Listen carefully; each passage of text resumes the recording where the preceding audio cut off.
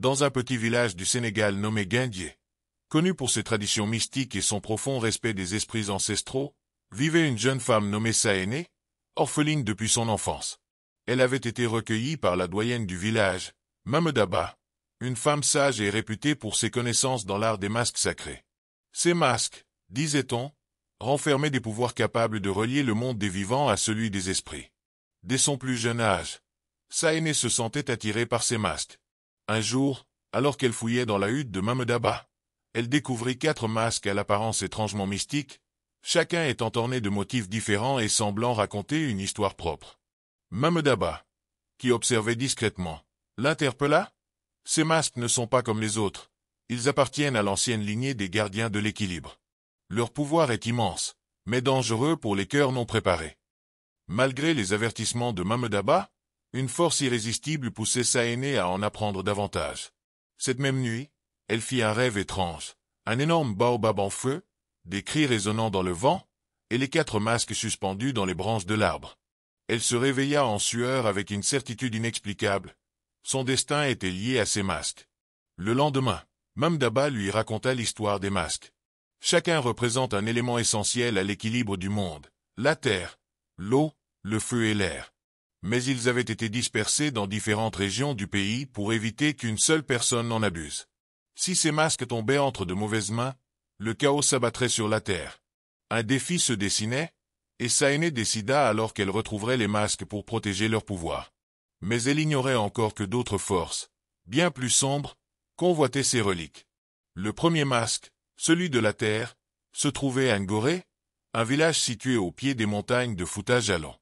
Ce masque était gardé par une communauté secrète, les enfants de la roche, qui croyaient que son pouvoir était la source de leur fertilité et prospérité. Saéné entreprit un périlleux voyage à travers les forêts et les plaines pour atteindre le village. En chemin, elle rencontra Samba, un guerrier errant qui la sauva d'une attaque de hyènes.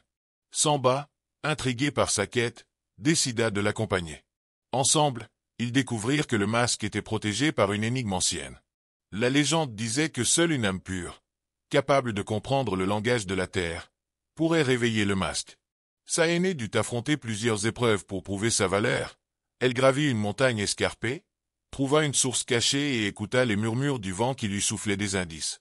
Lorsqu'elle trouva enfin le masque, une vision l'envahit. Elle vit son village en proie à une tempête de sable, des cultures desséchées et Mamedaba enchaîné par des ombres sinistres. La vision la frappa, laissant Saéné plus déterminée que jamais. Mais leur victoire fut de courte durée. Une faction obscure, dirigée par un homme appelé Edjadji, les poursuivait. Edjadji était connu pour manipuler les esprits et désirait réunir les masques pour déchaîner leur puissance.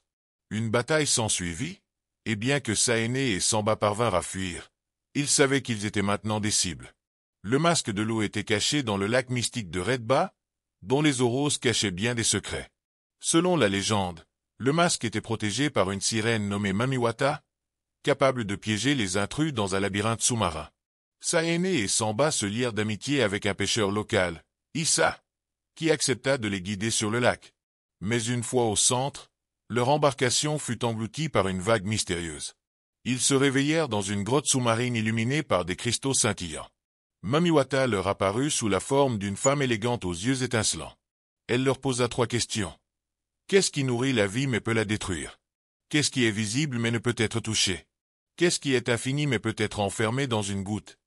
Saéné répondit avec sagesse, et Mamiwata, impressionné, leur remit le masque. Mais avant de partir, elle les mit en garde. La prochaine épreuve testera non seulement votre courage mais aussi votre unité.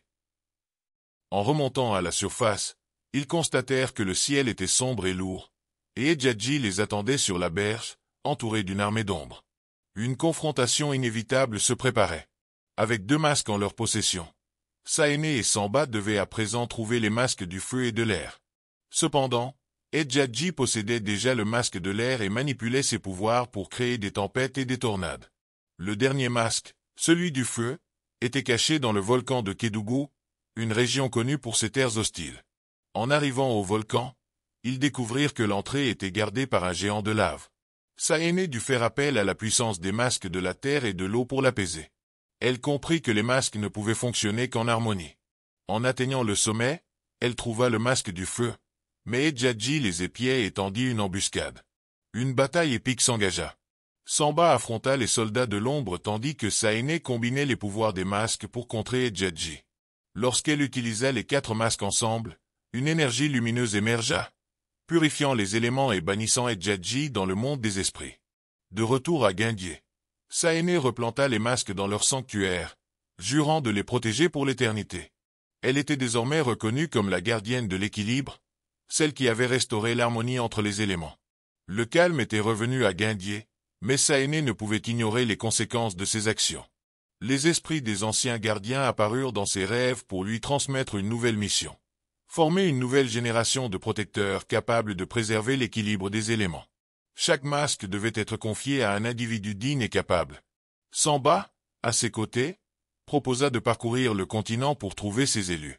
Leur voyage les mena dans des villages reculés et des cités animées à la recherche de ceux qui possédaient des affinités naturelles avec chaque élément. Au fil de leur périple, ils affrontèrent de nouveaux ennemis et découvrirent des mystères enfouis depuis des siècles. Dans un village bordant le désert, ils rencontrèrent Fatou, une jeune femme capable de manipuler la terre avec une précision impressionnante. Près d'une cascade, ils trouvèrent Moussa, un pêcheur ayant le pouvoir de contrôler l'eau. Chacun des élus accepta sa mission, comprenant les responsabilités qu'impliquait le fait de posséder un masque sacralisé. Cependant, l'équilibre des éléments était toujours fragile. Une secte nommée les Ombres du Chaos cherchait à s'emparer des masques pour venger Edjadji. Leur chef, une femme mystérieuse nommée Awa, était déterminée à semer la discorde. Saene et sa nouvelle équipe durent unir leurs forces pour contrer cette menace imminente. Le conflit avec Awa et les Ombres du Chaos atteignit son paroxysme lorsque ces derniers réussirent à voler le masque de l'air. Privés de cet élément clé, Saene et ses compagnons furent forcés de repenser leur stratégie. Ils comprirent que la seule façon de rétablir l'équilibre était d'invoquer l'esprit des ancêtres pour bénéficier d'une protection supérieure. La bataille finale eut lieu sur les rives du fleuve Sénégal, où les forces de la nature semblaient elles-mêmes observer le déroulement des événements. Saene, Samba et les élus unirent leurs pouvoirs pour repousser Awa. Dans un ultime effort, Saene réussit à invoquer l'énergie combinée des masques, créant une explosion lumineuse qui bannit Awa et ses acolytes dans le monde des esprits. Après la bataille, Saene décida que les masques ne devaient plus jamais être utilisés comme armes. Ils furent scellés dans un sanctuaire inaccessible, et Saene, devenue une légende vivante, enseigna aux élus comment perpétuer les valeurs d'harmonie et de respect de la nature.